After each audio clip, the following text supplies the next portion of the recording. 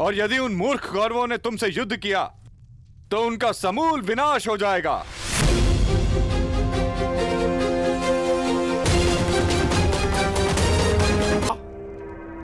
क्या उत्तम प्रयत्न किया है तुमने। श्राप दिलवाने गए थे पांडवों को, वरदान दिलवाकर लौटे हो। तुम्हारी तो जय जयकार होनी चाहिए, जय जयकार। समझ में नहीं आता कैसे पांडवों से हस्तिनापुर की रक्षा की जाए और कैसे अपने इस मूर्ख पुत्र की सुरक्षा की जाए। मैं बताता हूं कि क्या करना है।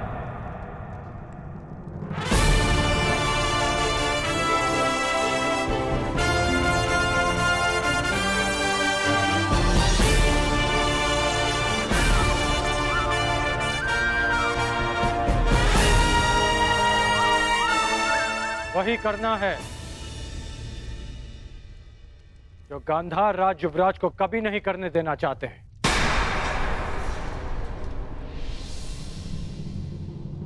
पराक्रम।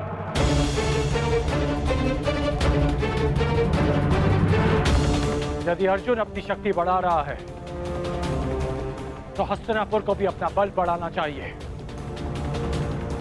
परंतु कैसे बढ़ाओगे बल अंगराज? क्या मेरे सम्राट दुर्योधन को भी कैलाश पर्वत भेज दिया जाए अंगराज? नहीं गांधार राज, ये संभव है दिग्विजय यात्रा करके। दिग्विजय? हमें भारत के सारे राज्यों को हस्तिनापुर के छत्र के नीचे लाना होगा, क्योंकि युद्ध तो होना ही है और युद्ध में सैन्य शक्ति का महत्व किससे छिपा है। हमें दिग्विजय करके हस्तिनापुर का बल बढ़ाना होगा। परंतु दिग्विजय करेगा कौन? हस्तिनापुर का सेवक करेगा।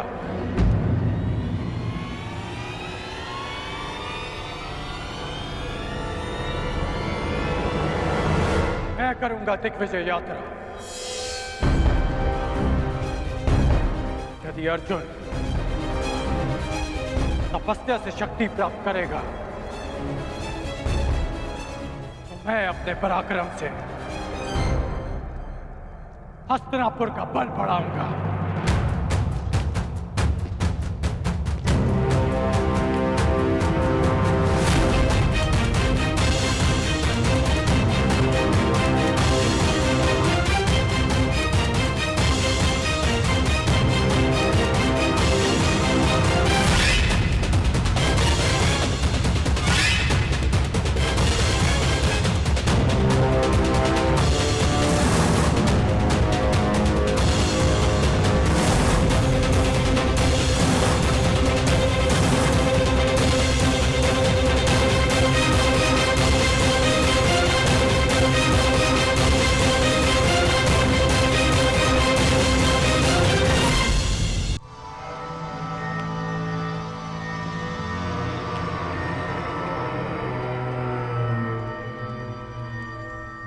ये क्या मामाश्री, तुला व्यापारियों के हाथ में शोभा देती है, राजनीतिज्ञों के नहीं।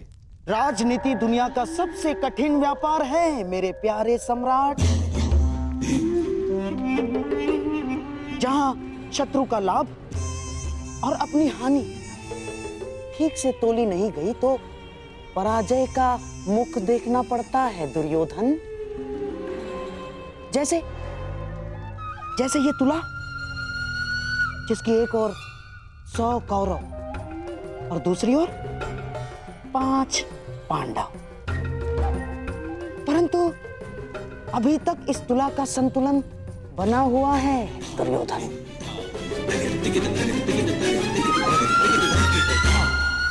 और ये है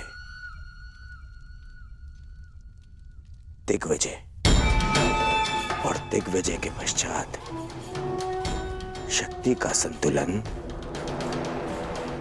हमारे पक्ष में होगा।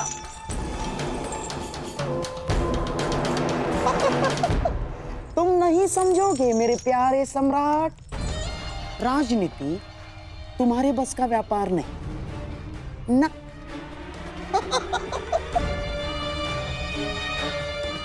अर्थात एक चतुर राजनीतिज्ञ के लिए यह आवश्यक है कि अपनी शक्ति बढ़ाने के साथ साथ शत्रु की शक्ति का नाश भी करे।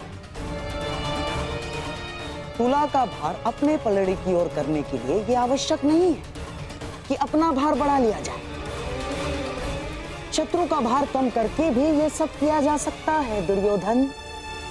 मामाश्री, आपकी ये बातें मेरी समझ के तो बाहर है। परंतु भविष्य मेरे दृष्टि के भीतर है दुर्योधन। तुम और मैं, हम दोनों कर्ण के साथ दिग्विजय पर चलेंगे। क्यों मामाश्री, आपको कर्ण की शक्ति पर विश्वास नहीं है? कुछ विजय शक्ति से नहीं, नीति से की जाती है। कर्ण तुम्हारी शक्ति बढ़ाने के लिए दिग्विजय करेगा और हम पांडवों की शक्ति कम करने के लिए संधि करेंगे। और पांडवों की सबसे बड़ी शक्ति है वासुदेव कृष्ण, और हमारा लक्ष्य है या तो वासुदेव कृष्ण हमारे पलड़े में आ जाए या तो पांडवों के पलड़े से हट जाए।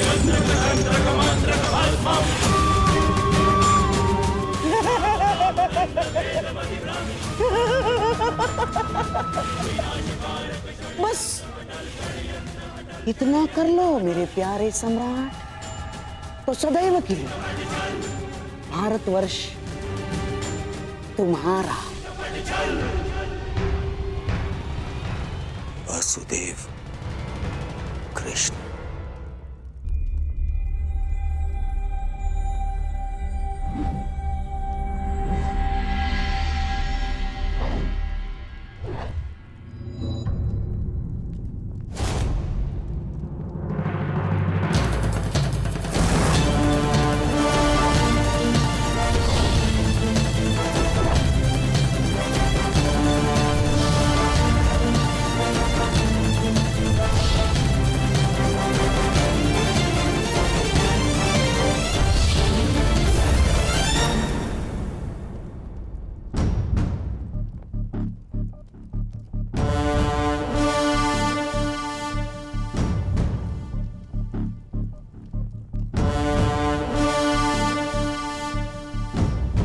फिर से मेरे समीप आने से चूक गए कान्हा।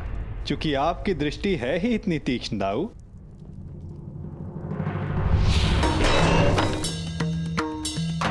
यदि रक्षक की दृष्टि तीक्ष्ण ना हुई तो शत्रु का कार्य सरल हो जाता है कान्हा। और मेरी दृष्टि से आज तक कोई भी दुश्मन की परछाई बच के नहीं जा सकी आज तक, और मेरे प्रहार से शत्रु के प्राण।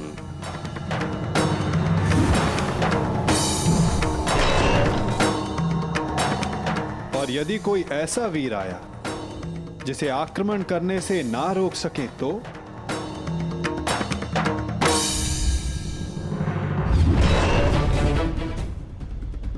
यदि वो कोई मनुष्य हुआ तो अपने काल को पुकारेगा, यदि वो राक्षस हुआ तो वो अपने प्राणों की भिक्षा मांगेगा।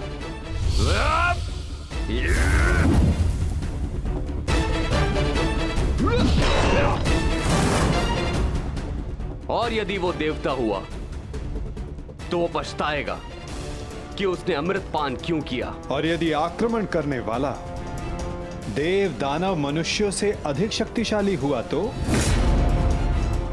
द्वारिका की रक्षा कैसे होगी दाऊ? तुम्हारे और मेरे रहते हुए भला द्वारका की ओर कौन खड़ा रह सकता है?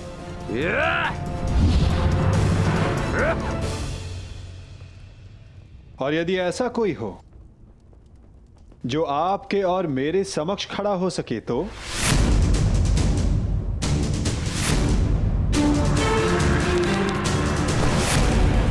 क्योंकि जिसका सामना हमसे होने वाला है दाऊ, वो स्वयं में एक पहेली है।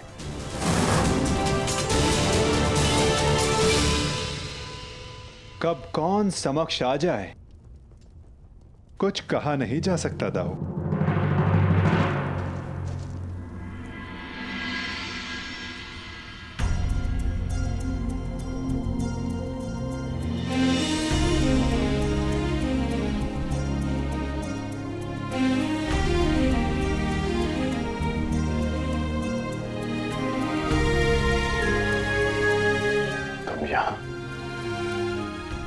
हाँ, सुना है तुम दिग्विजय पर जा रहे हो, इसीलिए तुम्हें शुभकामना देने चली आई। तुम्हारा मुख बता रहा है कि तुम शुभकामना देने नहीं, किसी प्रश्न का उत्तर लेने आई हो। प्रश्न तुम जानते हो कर्ण।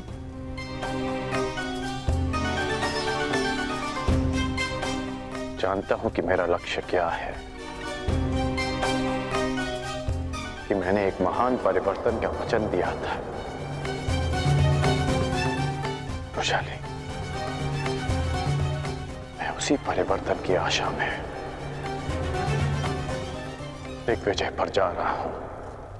वचन तुमने अपनों की सुरक्षा का भी दिया था कर्ण। हाँ वैशाली, क्या कोई असुरक्षित है?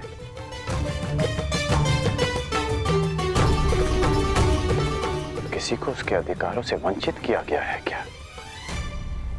हाँ, तुम्हारे अपनों में तुम्हारे राज्य के निवासियों के अतिरिक्त कोई और भी सम्मिलित है कर्ण।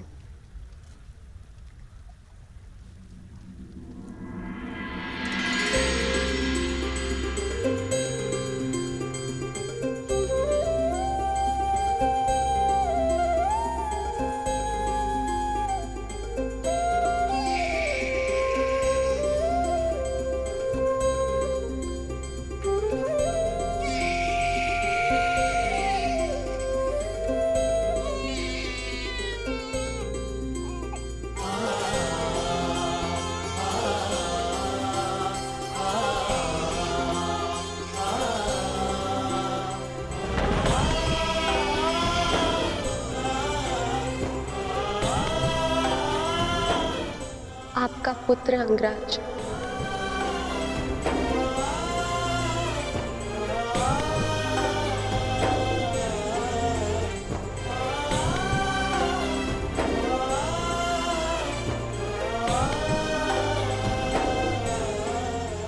इसका नाम क्या रखा? नामकरण अभी किया नहीं। पुत्र के नामकरण का अधिकार उसके पिता को होता है।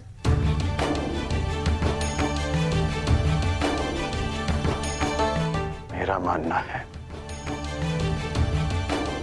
कि वृक्ष पर सबसे पहला अधिकार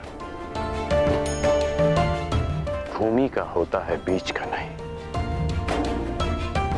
उसी बात ही एक संतान पर सबसे पहला अधिकार उसकी माता का होता है, जो 9 महीने अपने गर्भ में से रखती है। इसलिए सुप्रिया,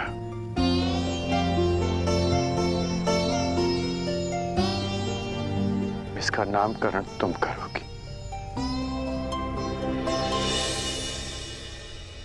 ऋषिकेतु।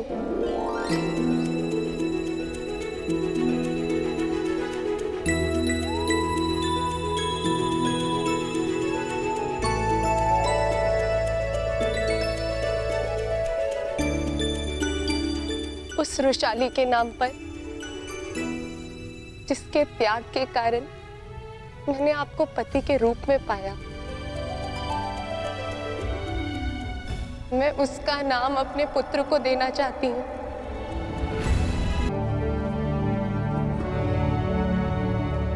अद्भुत।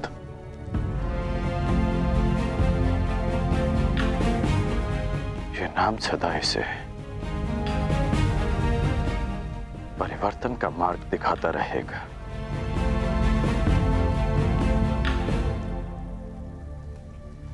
सुप्रिया,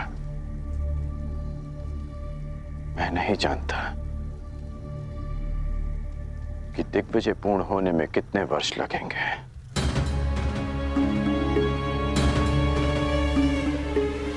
कदाचित हमारा पुत्र बालक से युवा हो जाएगा। तुम इसका ध्यान रखना।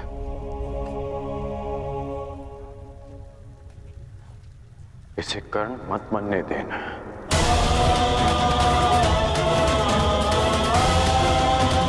आवश्यकता पड़ने पर इसे वचन तोड़ना भी सिखाना।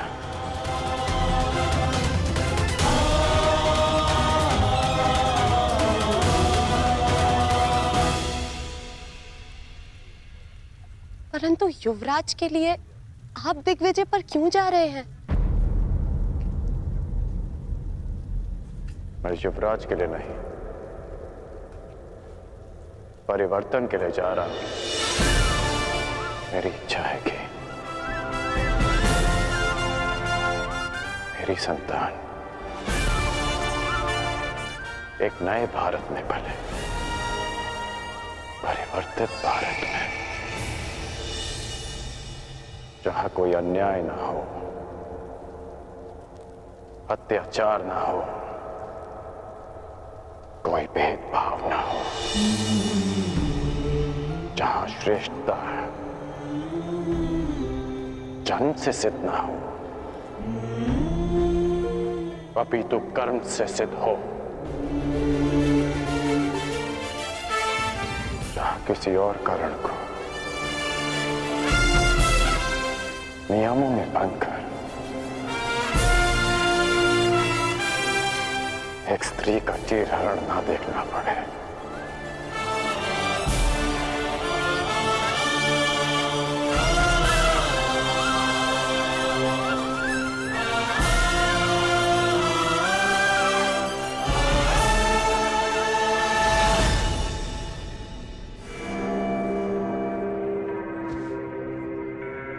कुछ शेष तो नहीं रह गया? जी नहीं। मेरी पान सुपारी? जी। और मिष्ठान? जी, आपके अंग वस्त्र भी। जाओ। अमाश्री, इतनी सारी सामग्री? युद्ध पर जा रहे हो सम्राट, वन विहार पर नहीं। और ये सारी वस्तुएं महत्वपूर्ण हैं। हर एक वस्तु काम की है। जैसे पान इसलिए कि रात्रि तुम जग सको। किसे ज्ञात, शत्रु रात्रि में आक्रमण कर दे। और हाँ, मिष्ठान इसलिए कि आवश्यकता पड़ने पर भूखा ना मरना पड़े। अतिरिक्त अंग वस्त्र भी ले लिए मैंने, आवश्यकता पड़े तो ले लेना। ये सब क्या है गांधार नरेश?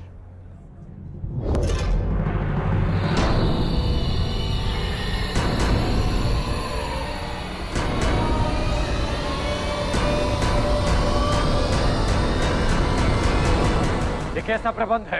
ये ऐसा प्रबंध अंगराज कि मैं और मेरा सम्राट दुर्योधन तुम्हारे साथ इस दिग्विजय यात्रा पर चलेंगे।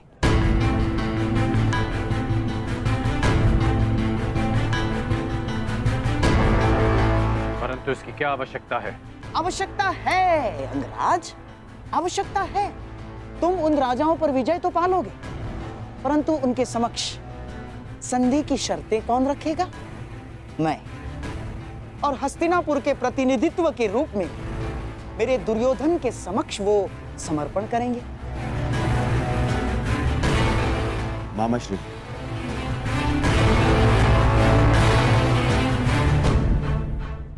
मित्र, मैं केवल इसलिए चल रहा हूं ताकि अपनी आंखों से तुम्हें सभी राजाओं पर विजय प्राप्त करते हुए देख सकूं। परंतु यदि तुम नहीं चाहते कि मैं साथ चलूं, तो हम नहीं जाएंगे। नहीं युवराज, आपकी इच्छा, इस सेवक के लिए आदेश है, मुझे कोई आपत्ति नहीं। तो ठीक है, हम दिग्विजय यात्रा का प्रारंभ द्वारका से करेंगे। पांचाल दिग्विजय यात्रा पांचाल से आरंभ होगी।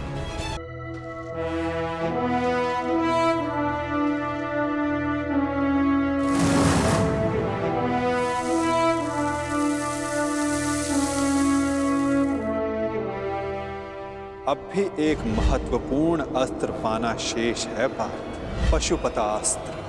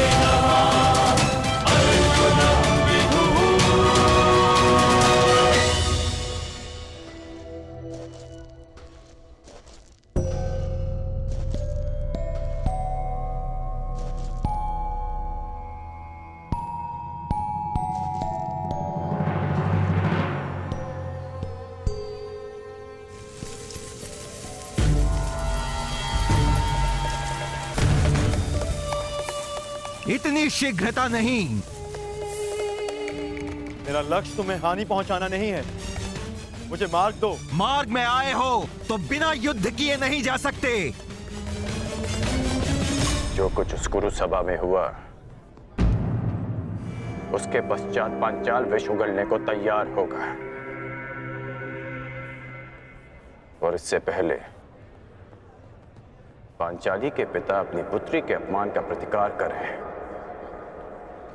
हमें उन पे आक्रमण करके उन्हें निशक्त करना होगा।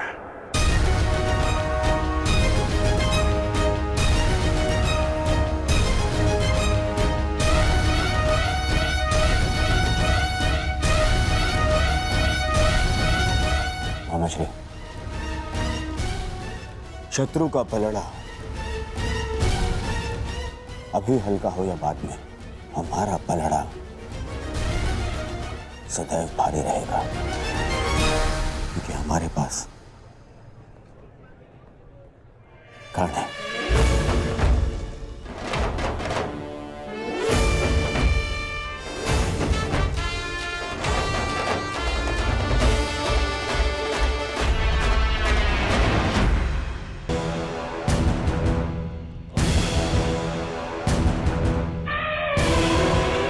धर्म अनुसार आक्रमण से पूर्व हमें पांचाल को चेतावनी देनी होगी। आक्रमण से पूर्व उन्हें समर्पण का अवसर देना आवश्यक है। मामाश्री, कहीं ऐसा ना हो कि हमारी दिग्विजय से पहले अर्जुन दिव्यास्त्र प्राप्त कर ले। इसीलिए तो मैं पहले द्वारका पर आक्रमण करवाना चाहता था दुर्योधन, परंतु चिंतित ना हो, पशुपतास्त्र पाना कोई सरल कार्य नहीं। मार्ग में बहुत सी बाधाएं भी हैं सम्राट। मैं तुम्हें हानि नहीं पहुंचाना चाहता, परंतु मुझे मेरा मार्ग भी बनाना है।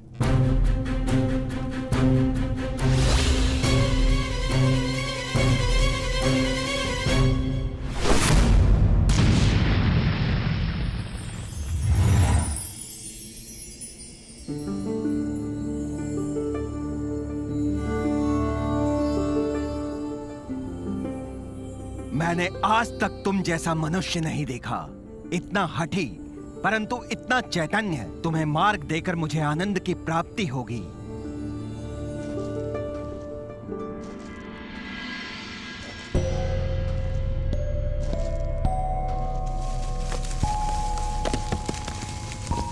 कौन है? कौन है यहाँ?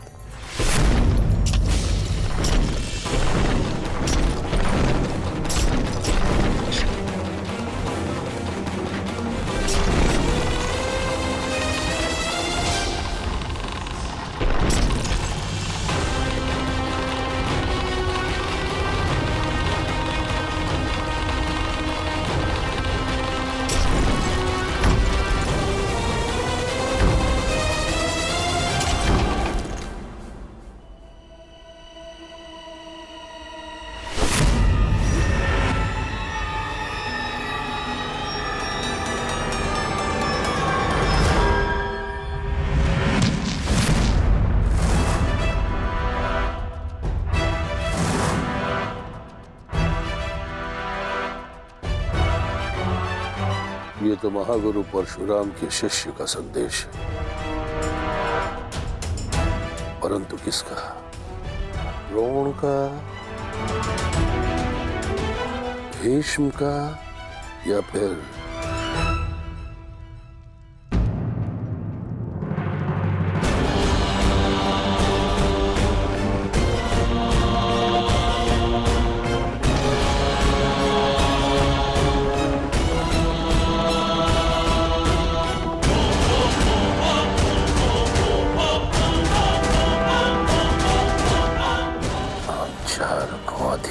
स्वीकार नहीं है।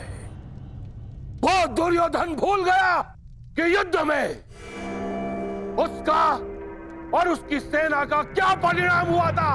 अपने गुरु द्रोणाचार्य के लिए गुरु दक्षिणा लेने आया था वो, परंतु हमने स्वयं उसे उसके प्राणों की दक्षिणा दी। जिस हस्तिनापुर में हमारी पुत्री का अपमान हुआ, उस हस्तिनापुर से संधि कदापि नहीं। अपनी पुत्री के अपमान का प्रतिशोध हम लेंगे।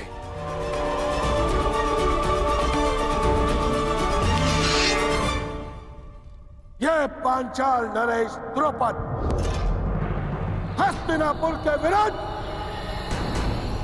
युद्ध का शंखनाद करता है। धृष्टद्युम्न, पांचाल के सबसे घातक अस्त्र को प्रस्तुत करने का समय आ गया है।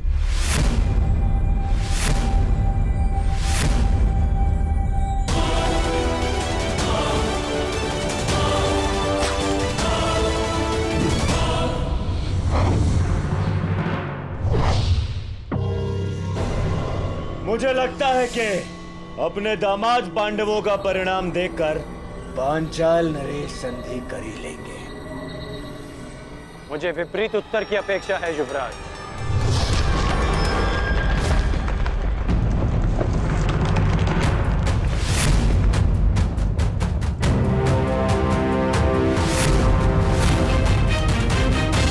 पांचाल नरेश का उत्तर आ गया युवराज।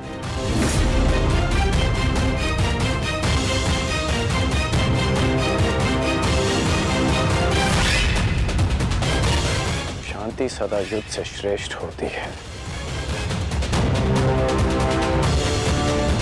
हमने शांति का प्रयास किया जो निष्फल रहा। अब शांति का अपमान करने का फल पांचाल नरेश को चुकाना होगा।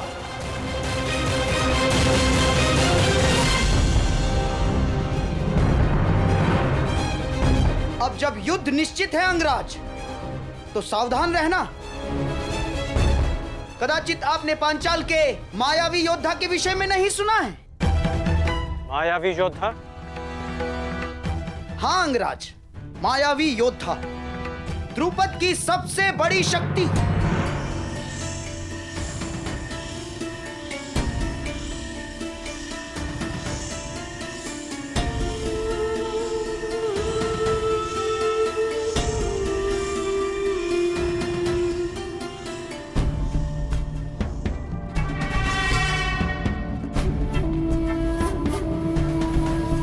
हस्तिनापुर ने पांचाल पर आक्रमण कर दिया है और इस समय पांचाल की ढाल तुम हो। तुम्हें इस युद्ध में भाग लेना ही होगा।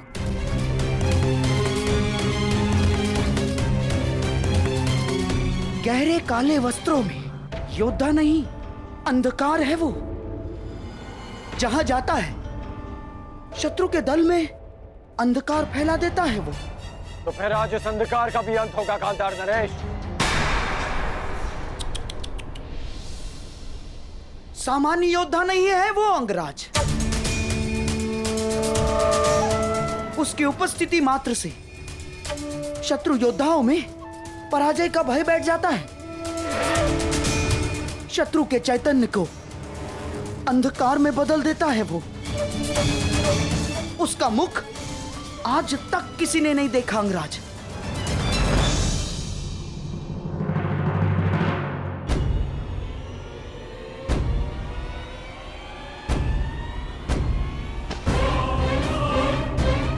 यही अवसर है पांचाल की रक्षा करने का और अपना प्रतिशोध लेने का, जिसकी कई जन्मों से प्रतीक्षा थी तुम्हें। यदि इस युद्ध में हस्तिनापुर पराजित हुआ तो वो आएगा, वो अवश्य आएगा जिसकी तुम्हें प्रतीक्षा है। उसके सामने आते ही शत्रु के मुख से साहस उतर जाता है और भय का अंधकार छा जाता है अंगराज।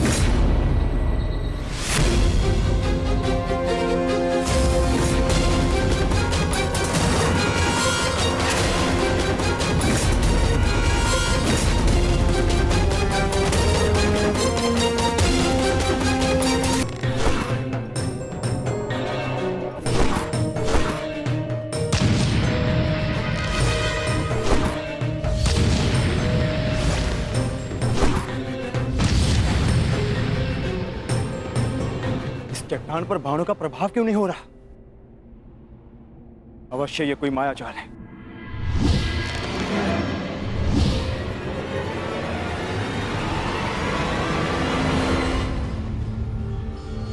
मैं तुम्हें चेतावनी देता हूं, मुझे युद्ध के लिए विवश मत करो। जिस किसी का भी ये माया जाल रचा है, मेरे समक्ष प्रस्तुत हो।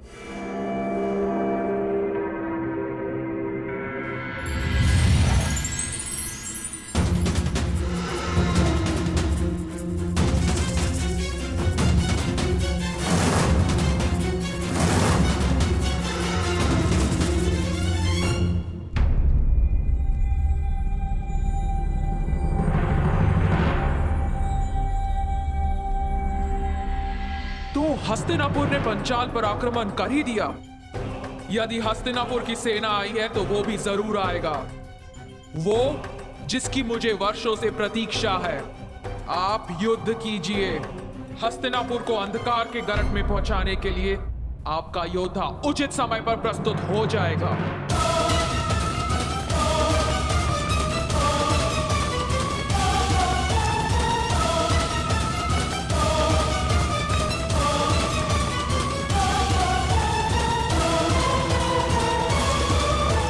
लगता है पांचाल नरेश अपनी सारी सेना ले आए।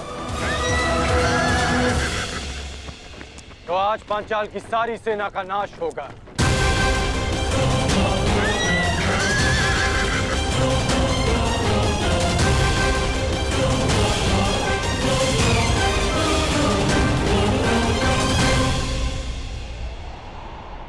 द्रुपद कोई विकट व्यूह रच रहा है अंगराज। विकट नहीं, महाविकट व्यू गांधार नरेश।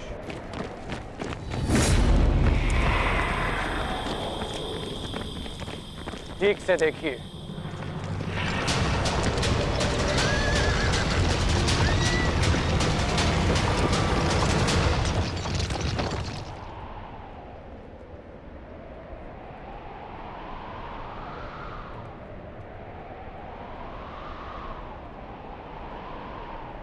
पूंछ की ओर से सेना का प्रवाह आगे होगा और 6 फनों की अगुवाई करेंगे 6 महारथी।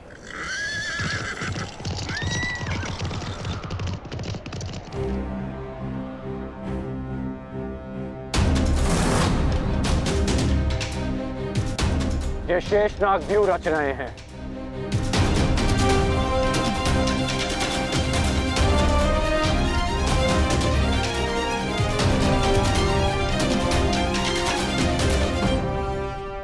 पहले ही प्रयाण में इतनी बड़ी समस्या।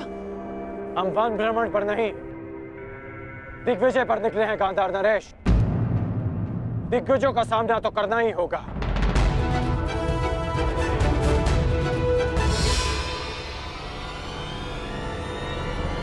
व्यूह रचना।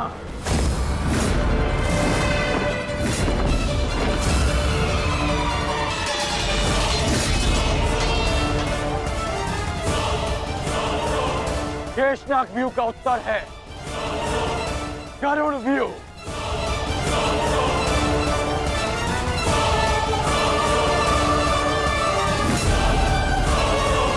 जिस प्रकार नागों का दमन गरुड़ करते हैं,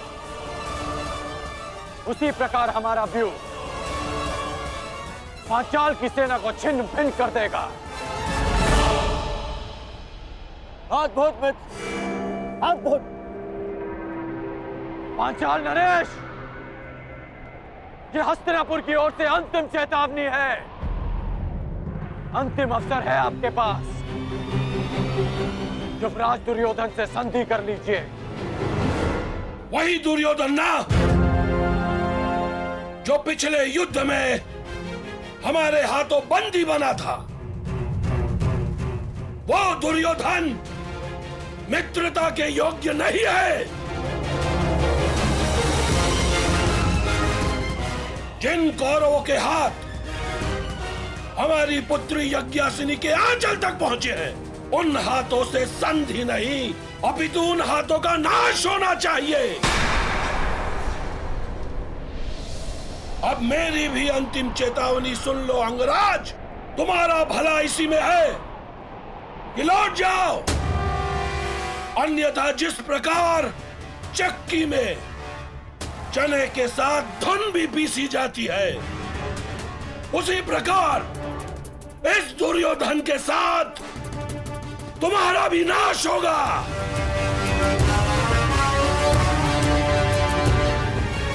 तुम्हारा भला इसी में है कि लौट जाओ। सबसे श्रेष्ठ युद्ध वो है जो कभी ना हो। जो शांति से प्राप्त हो सकता है वो युद्ध से नहीं। क्षमा करना नटवर, कुछ मनुष्य युद्ध से पूर्व शांति का महत्व नहीं समझते। आक्रमण! आक्रमण!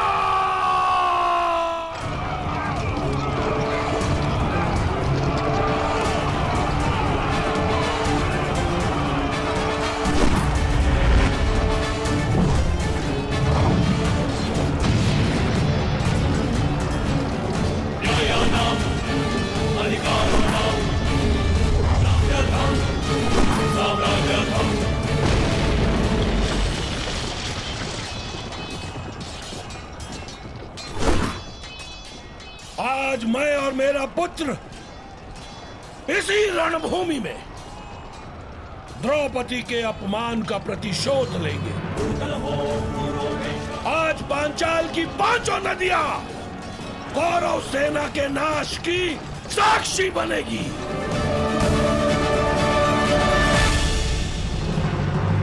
आप कौन है देवी? मालिनी, यक्षिणी हूं मैं।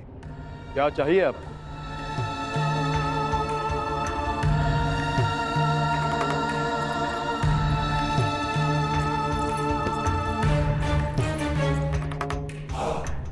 तुम्हारा प्रेम। जब से तुम्हें देखा है, तुम्हारी ओर मोहित हो गई हूँ। अर्जुन, तुम जैसा ही एक वीर पुत्र चाहिए। मुझे स्वीकार करो। क्षमा चाहता हूँ, मैंने ब्रह्मचर्य व्रत लिया है। व्रत और संकल्प दोनों ही तोड़ने के लिए बने हैं। विश्वामित्र ने भी मेनका के लिए अपनी तपस्या तोड़ दी थी। तुम भी तोड़ दो मेरे लिए। नहीं देवी, जब तक मैं पशुपत अस्त्र प्राप्त नहीं कर लेता, मैं अपनी प्रतिज्ञा से बंधा हूं। और जब तक तुम मेरी कामना नहीं पूरी कर देते, तब तक तुम इसी गुहा में बंद रहोगे। मुझे प्रहार के लिए विवश मत कीजिए।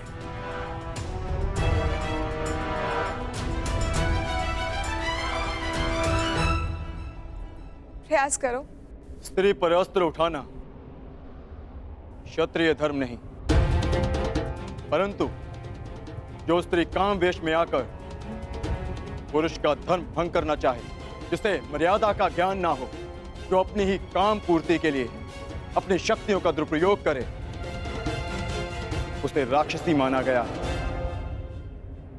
और एक राक्षसी पर अस्त्र उठाना क्षत्रिय धर्म है। सावधान।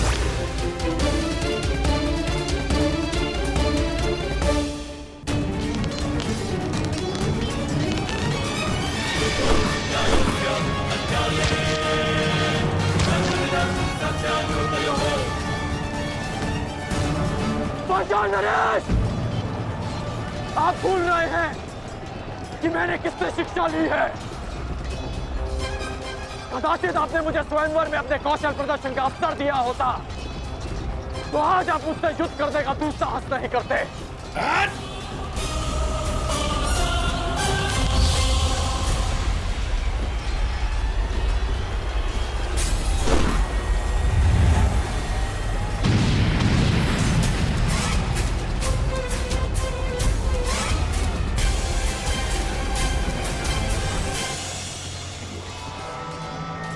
सुनीर में और बाण शेष हैं या समाप्त हो गए पांचाल नरेश?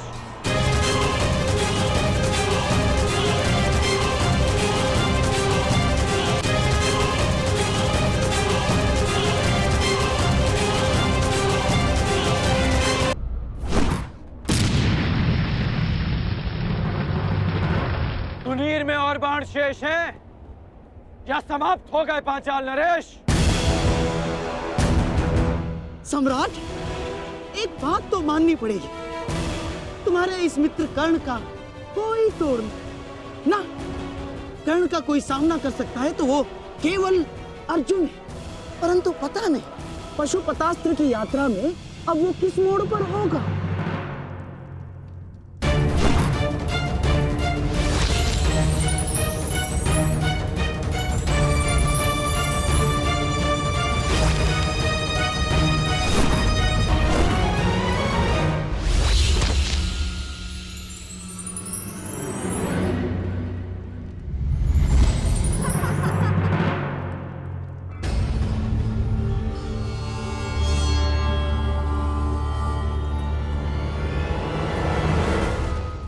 बड़े भोले हो तुम कौनते। जिस अस्त्र से मुझे मारा जा सके वो तुम्हारे पास नहीं है, परंतु जिस अस्त्र से तुम्हें बांधा जा सके वो अस्त्र मेरे पास है।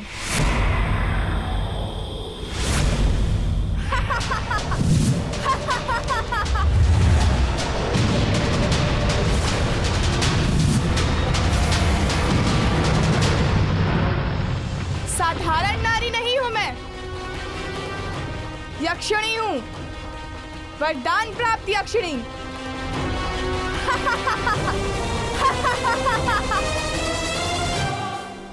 इस कर्ण के सामने हमारा हर प्रहार असफल है पिताश्री। समय आ गया है पांचाल के सबसे घातक अस्त्र को प्रस्तुत करने का।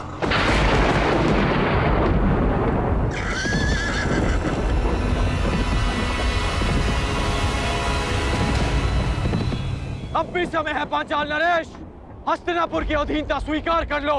जिसकी पुत्री द्रौपदी ने इतना सब कुछ सहने के पश्चात भी दासी बनना स्वीकार नहीं किया, तो फिर उसका पिता द्रौपद दास बनना कैसे स्वीकार कर सकता है? पांचाल नरेश द्रौपद का सर कट सकता है परंतु झुक नहीं सकता।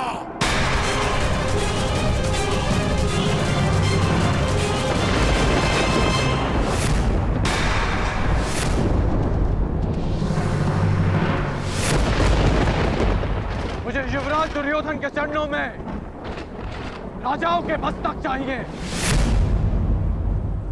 झुके हुए मिले तो उत्तम, अन्यथा कटे ही सही।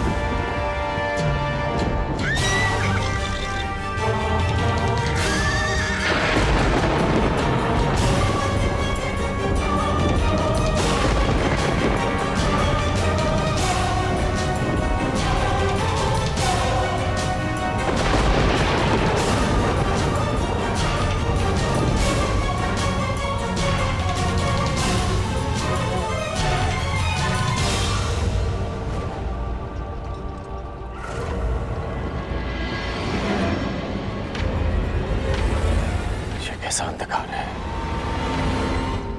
कैसी माया है ये।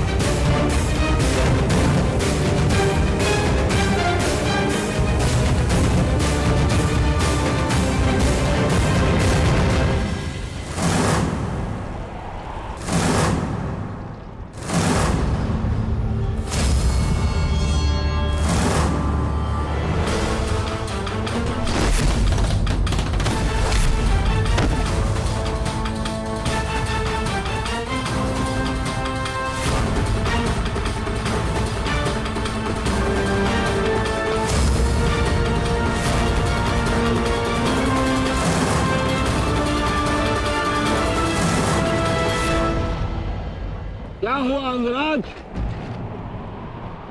क्या हुआ? अब करो प्रहार। प्रहार करो अंगराज, प्रहार करो। कौन है ये?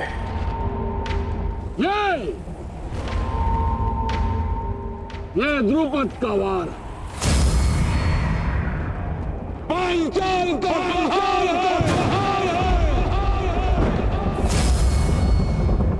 चलो युद्ध करो। बच सकते हो तो बचो।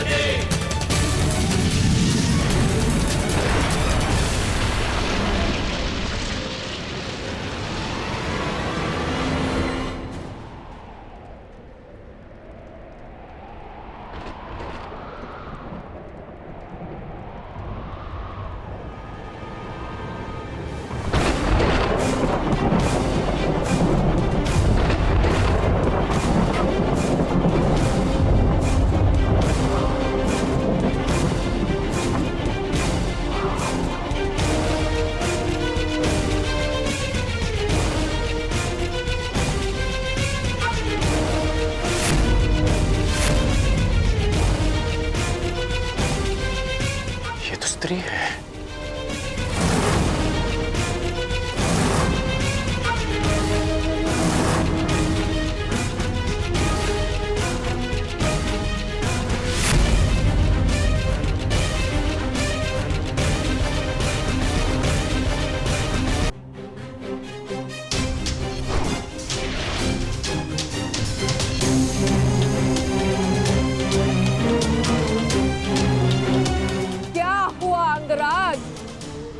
भयभीत हो?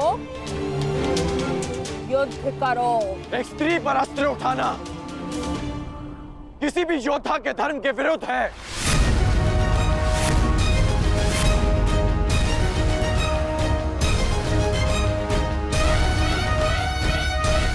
अब क्या करोगे मित्रगण? क्या स्त्री पर अस्त्र न उठाने के कारण हम दिग्विजय का पहला ही युद्ध हार जाएंगे?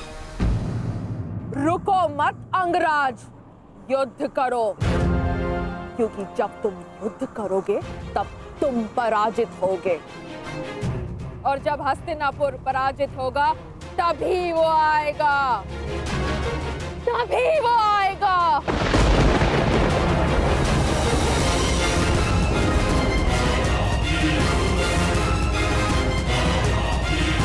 ये किसके आने की बात कर रही है? बंदी बनना होगा। तभी वो आएगा, तभी मेरे जन्मों का प्रतिशोध पूर्ण होगा। मामा जी, ये किसकी बात कर रही है? किसे लाना चाहती है वो यहाँ पे? मेरा प्रतिशोध पूर्ण करने के लिए उसे आना ही होगा।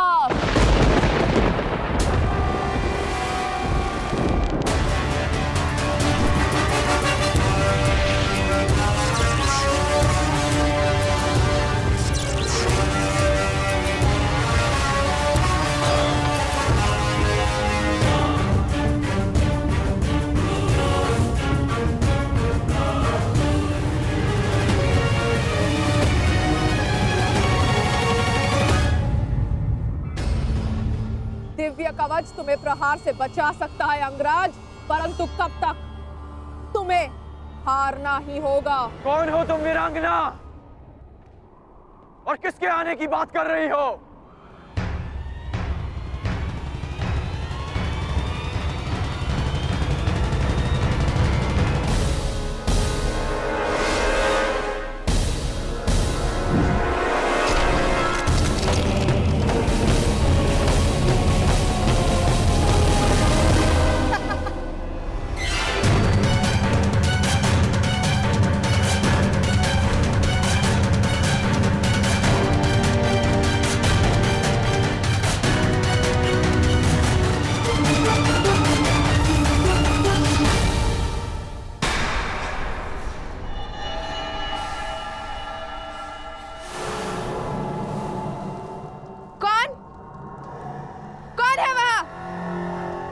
किसने मेरे प्रहार को रोका है?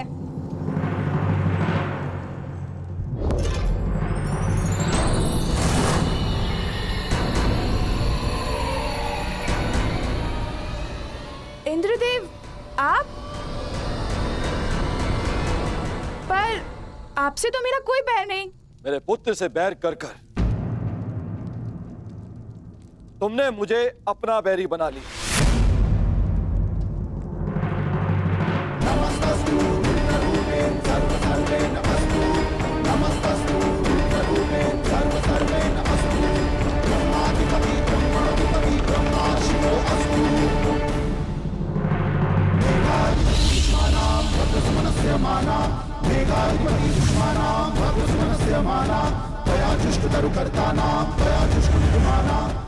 आप ऐसा नहीं कर सकते।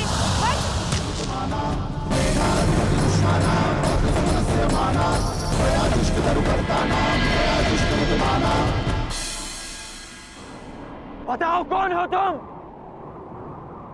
अपना परिचय दो। अंगराज, यह शिखंडनी है। शिखंडनी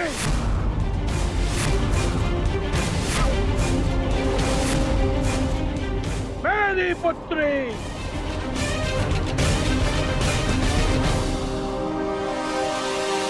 युद्ध करो अंगराज, क्योंकि पांचाल में वीरों का परिचय उसके युद्ध कौशल से होता है, उसके पुरुष या स्त्री होने से नहीं।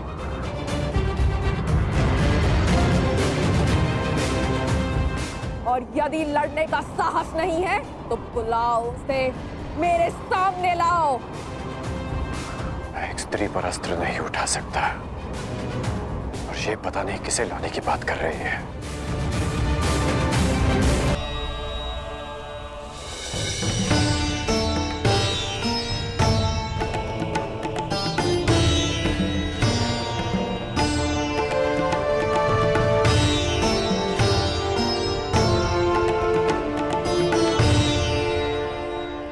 ये परिश्रम का समय है पुत्र अर्जुन। हमारा लक्ष्य कैलाश है। जाओ, कैलाश का मार्ग उस ओर है। जाओ अर्जुन, कैलाश की ओर प्रस्थान करो। विजयी भाव, यशस्वी भाव, सफल भाव।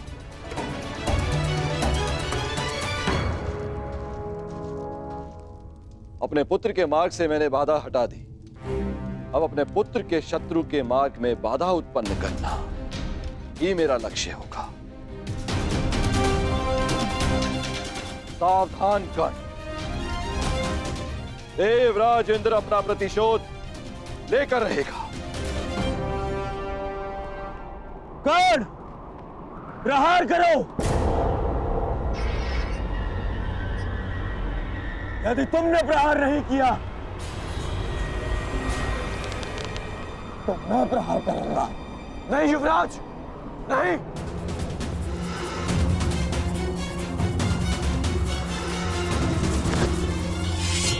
यदि तुम प्रहार नहीं करोगे तो मैं करूंगी।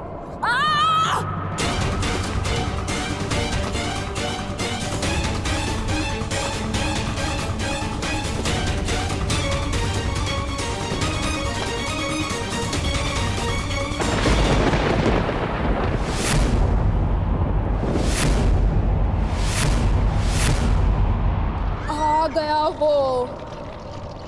आज मेरे जन्मों का प्रतिशोध पूर्ण होगा।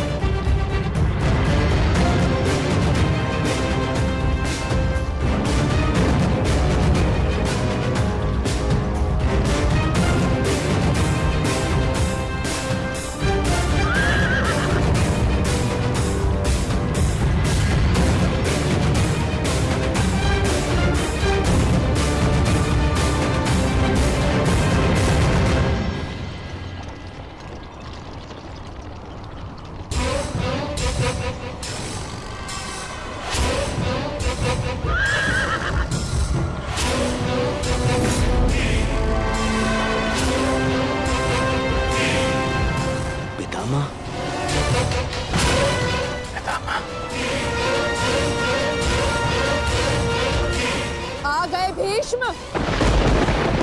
जन्मों से जिस प्रतिशोध की अग्नि में मैं जल रही थी उसे पूर्ण करने के लिए तुम्हें आना ही पड़ा। स्मरण है या भूल गए? मेरा अपमान मेरे हस्त